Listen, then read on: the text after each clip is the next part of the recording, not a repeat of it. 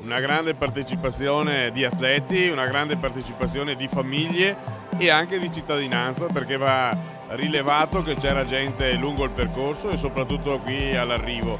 Direi che le condizioni meteorologiche sicuramente hanno aiutato, ma indubbiamente la riuscita è prevalentemente da attribuire alla perfetta organizzazione, curata nel dettaglio da parte della società, del presidente Piccin e di tutti i suoi collaboratori, con quel tocco di eleganza che ci stava e proprio di puntualità. Direi che è una bella giornata da scrivere tra le belle giornate e da dire che deve essere ripetuta. Ottima manifestazione, ottima cornice di pubblico, tempo splendido.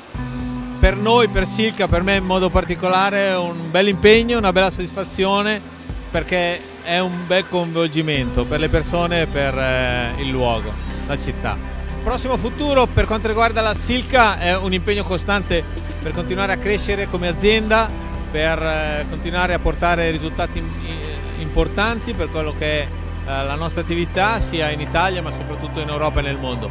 Per quanto riguarda lo sport, il nostro impegno sarà costante, continuerà ad esserlo negli anni a venire, così come è stato, dicevo prima, nei diversi 35 anni passati. C'è un movimento straordinario, l'abbiamo visto, che poi l'atletica non è solo il coinvolgimento diretto della parte agonistica, ma è riuscire a muovere anche la cittadinanza.